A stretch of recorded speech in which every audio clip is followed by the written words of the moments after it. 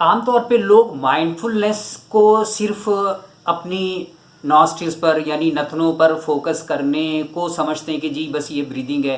تو یہ تو مائنڈفلنس کی صرف ایک بریدنگ ہے جو کہ بیسک مائنڈفل بریدنگ کہلاتی ہے.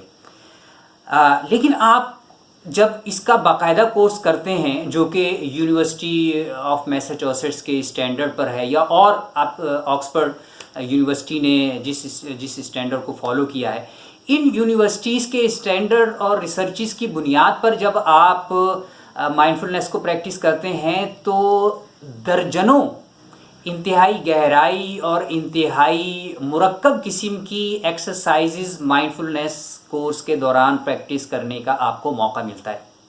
البتہ ایک بات یہاں پر ضرور عرض کر دوں کہ مائنڈفلنس کو پریکٹس کرتے ہوئے ماہرین مائنڈفلنس کے یہ کہتے ہیں کہ آپ کے اندر 9 قسم کے بنیادی رویوں کا یعنی کی ایٹیٹیوڈز کا پایا جانا بہت ضروری ہے. اور وہ بنیادی رویے مائنڈفلنس سیکھنے کے لیے کیا ہیں، میں ان کو ایک ایک کر کے جو ہے آپ کے سامنے بیان کر دیتا ہوں. ان میں سے پہلا بنیادی رویہ ہے بگنرز مائنڈ. اس کو اگر آپ اردو میں کہنا چاہیں تو آپ کہہ سکتے ہیں کہ ایک مبتدی والا مزاج. مبتدی والا مزاج کیا ہے؟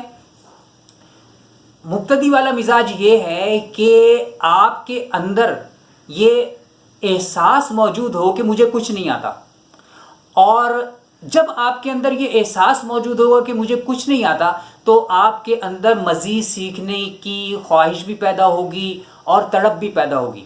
بگنرز مائنڈ کے مقابلے میں ہے ایکسپرٹس مائنڈ، یعنی اپنے آپ کو ماہر سمجھنا. تو جو آدمی اپنے آپ کو ماہر سمجھتا ہے تو پھر اس کا سیکھنے کا عمل رک جاتا ہے. حقیقت یہ ہے کہ جتنے بھی لوگ دنیا میں کامیاب ہوئے ہیں کسی بھی فیلڈ میں اور انہوں نے اپنی نیش قائم کی ہے، چاہے وہ کتنے ہی دنیا انہیں کتنے ہی ماہر کیوں نہ مانتی ہو، لیکن ان کے اپنے اندر بگنرز مائنڈ سیٹ پایا جاتا ہے. اور بگنرز مائنڈ سیٹ جس شخص کے اندر پایا جاتا ہے، جتنا زیادہ وہ سیکھتا چلا جاتا ہے اس کے اندر یہ احساس کچوکے لگاتا رہتا ہے اتنا زیادہ کہ مجھے کچھ نہیں آتا، مجھے کچھ نہیں آتا، مجھے کچھ نہیں آتا.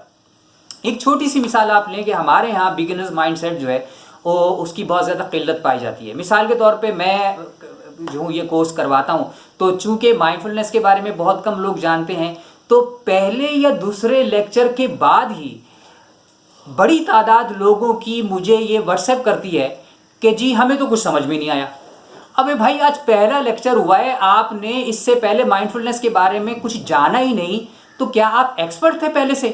یہ اس قسم کے بیانات یا اس قسم کے میسیجز کرنا اور یہ اس بات کی علامت ہے کہ آپ کے اندر بگنرز مائنڈ سیٹ کی قلت ہے.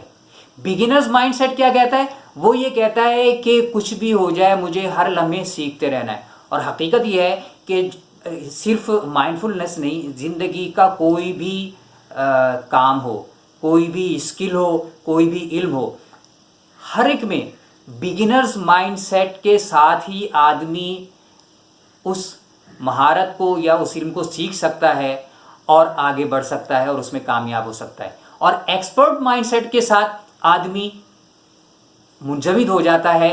ذہنی طور پہ جیسے آدمی کی سوچ میں انجماد پیدا ہوتا ہے، جمود پیدا ہوتا ہے، ایسے ہی اس کی عشق میں بھی جمود پیدا ہو جاتا ہے.